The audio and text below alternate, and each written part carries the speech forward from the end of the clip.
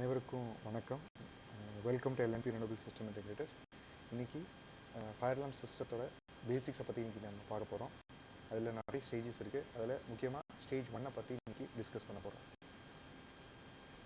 So இந்த topic என்ட்ராவுக்கு முன்னாடி ஒரு 5 கேள்விகள் நம்ம கேட்டுக்கலாம். ஃபயர் அலார்ம் சிஸ்டம்னா என்ன, ஓகே, எங்கெல்லாம் நம்ம அதை யூஸ் பண்ணுவோம், அது பார்க்குறதுக்கு எப்படி இருக்கும், அதில் என்னென்ன அதை டிசைன் பண்ணணுன்னா என்ன ஸ்டேஜஸ் இருக்குது, அதில் முக்கியமாக ஃபஸ்ட்டு ஸ்டேஜ் என்னங்கிறத பற்றி இன்றைக்கி நம்ம டிஸ்கஸ் பண்ண போகிறோம். ஸோ ஒரு ஃபயர் அலார்ம் சிஸ்டம்ங்கிறது என்னென்னா, அதில் இது வந்து பார்த்திங்கன்னா மக்களை வார்ன் பண்ணும், ஓகேங்களா. எப்படி அப்படின்னு பார்த்திங்கன்னா, எப்போ அப்படின்னு பார்த்திங்கன்னா, ஏதாவது ஒரு தீ ஏற்பட்டாலோ, இல்லை வந்து புகை ஏற்பட்டாலோ, இல்லை வந்து கார்பன் மோனாக்சைடு வாயுவோட இது அந்த பர்டிகுலர் பில்டிங்கில் அதிகரித்தாலோ, இல்லை ஒரு எலக்ட்ரிக்கல் ஃபயர் ஏற்பட்டாலோ இது வந்து வார்ன் பண்ணும் பீப்புள்ஸை. இதை வந்து வார்ன் பண்ணுறதுக்கு மட்டும் இல்லாமல் இந்த அலாரம் ஆட்டோமேட்டிக்காக ஆக்டிவேட் ஆகிடும். இது எப்படி ஆக்டிவேட் ஆகுதுன்னு பார்த்தீங்க அப்படின்னா, ஸ்மோக் டிடெக்டர்ஸு, ஹீட் டிடெக்டர்ஸு, மேனுவல் கால் பாயிண்ட்ஸு இதோட உதவிகள் மூலமாக அலாரத்தை ரைஸ் பண்ணுது, ஓகேங்களா.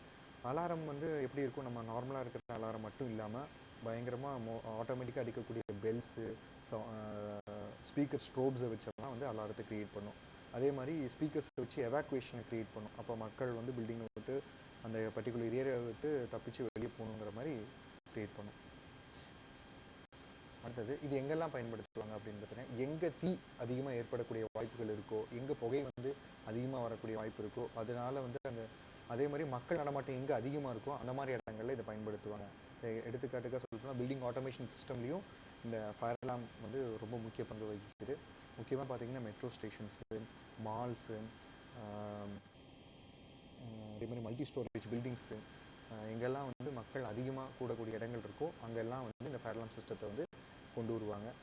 இதோட பயன் என்ன அப்படின்னு பார்த்தீங்கன்னா, மக்களையும் எவாக்குவேட் பண்ணுறது, ப்ளஸ் வந்து அவங்கள வந்து பாதுகாப்பாக ப்ரொடெக்ட் பண்ணுறதுக்கும் இந்த சிஸ்டம் ரொம்ப யூஸ் ஆகுது. இது பார்க்குறதுக்கு எப்படி இருக்கும் அப்படின்னு பார்த்தீங்கன்னா, முன்னாடியே சொன்ன மாதிரி தான், அதுக்குன்னு தனியாக ஒரு பேனல் இருக்கும், அதுக்கப்புறம் ஸ்மோக் டிடெக்டர்ஸ் இருக்கும், ஹீட் டிடெக்டர்ஸ் இருக்கும், வாட்டர் ஸ்ப்ரிங்க்லர்ஸ் இருக்கும், மேனுவல் கால் பாயிண்ட்ஸ் இருக்கும், அலாரம் ரைஸ் பண்ணக்கூடிய பெல்ஸ் இருக்கும், சவுண்டு ஸ்ட்ரோப்ஸ் இருக்கும். ஸோ ஃபயர் அலார்ம் சிஸ்டம் டிசைனில் டோட்டலாக இதை நம்ம கேட்டகரைஸ் பண்ணணும், இது ஒரு டிசைன் பண்ணோம் அப்படின்னா ஒரு 6 ஸ்டேஜஸ் இதில் இருக்குது. ஸோ அதில் இந்த 6 ஸ்டேஜுமே அந்த டிசைனரோட ஒரு முக்கியமான ரெஸ்பான்சிபிலிட்டின்னு சொல்லலாம். அதில் பார்க்கக்கூடிய முதல் ஸ்டேஜ் அப்படின்னு பார்த்தீங்கன்னா, ஃபஸ்ட்டு பேசணும். யார் கூட பேசணும் அப்படின்னு பார்த்தீங்கன்னா, இதில் இன்வால்வ் ஆகக்கூடிய பார்ட்டிஸ் யாரெல்லாம் இருக்காங்களோ அவங்களோட பேசணும். அதே மாதிரி லெவல் ஆஃப் ப்ரொடெக்ஷன் எந்த அளவுக்கு வைக்கணும், அதை எப்படியெல்லாம் கேட்டகரைஸ் பண்ணணும், வேரியேஷன்ஸ் எது கூடியெல்லாம் அக்ரி பண்ணலாம் அப்படிங்கிறத பற்றி ஃபஸ்ட்டு ஸ்டேஜில் டிஸ்கஸ் பண்ணுவாங்க. ரெண்டாவது அந்த டிடெக்ஷன் எப்படி நடக்கணும், அலாரம் ஜோன்ஸ் எப்படி கேட்டகரைஸ் பண்ணுங்கிறது ரெண்டாவது ஸ்டேஜ். மூணாவது மேனுவல் கால் பாயிண்ட்ஸை எங்கெல்லாம் ஃபிக்ஸ் பண்ணலாம் அப்படிங்கிறது. நாலாவது சென்சார்ஸு இந்த இடத்துக்கு ஏற்ற மாதிரி நம்ம சூஸ் பண்ணி ஆகணும். சென்சார்ஸில் நிறைய வெரைட்டிஸ் இருக்குது. ஸோ நம்ம பிளான் பண்ணக்கூடிய டிசைன் பண்ணக்கூடிய அந்த பர்டிகுலர் பில்டிங்ஸ்க்கு எந்த மாதிரி சென்சர்ஸை சூஸ் பண்ணலாங்கிறது ஒரு தனி ஸ்டேஜ். அதுக்கப்புறமா அதுக்கு ஈக்குவலண்ட்டான அலாரம் சவுண்டோஸும் விஷுவல் அலாரம் எப்படி க்ரியேட் பண்ணலாம். அதுக்கப்புறமா இது எல்லாத்தையும் கண்ட்ரோல் பண்ணக்கூடிய இத்தனை நம்பர் ஆஃப் ஐஓஸ்க்கு ஏற்ற மாதிரி கண்ட்ரோலர்ஸை நம்ம டிசைன் பண்ணி ஆகணும். ஸோ அந்த கண்ட்ரோல் எக்யூப்மெண்ட்டும் அதுக்கு தேவையான பவர் சப்ளைஸும் ஸ்டேஜ் 6 நம்ம டிசைன் பண்ணுவோம். இன்றைக்கி நம்ம முக்கியமாக பார்க்க போகிறது ஸ்டேஜ் 1 பற்றி.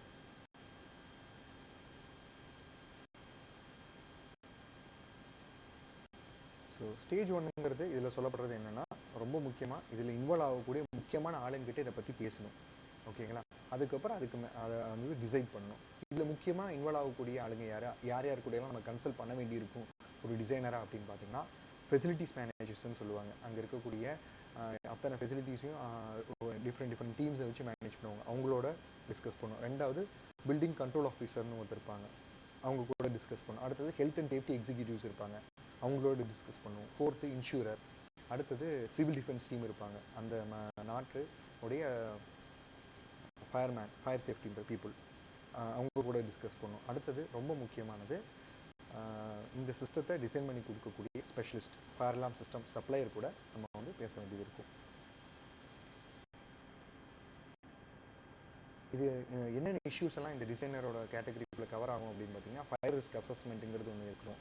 அதே மாதிரி இதோட ரெக்யர்மெண்ட்ஸ் எதெல்லாம் கம்ப்ளை பண்ண வேண்டியது இருக்குன்னா, regulative reforms, fire safety order RO4 2005, அதே மாதிரி ஈக்குவாலிட்டி ஆக்ட் 2010, அதாவது formally the disability discrimination act 1995. அதே மாதிரி building regulation approve documents part B and part M இதெல்லாத்தையும் கவர் பண்ணோம். இதுலேயே இப்போ நிறைய லேட்டஸ்ட் விஷயங்கள் வந்திருக்கு, அதையும் நீங்கள் ரெஃபர் பண்ணிக்கலாம்.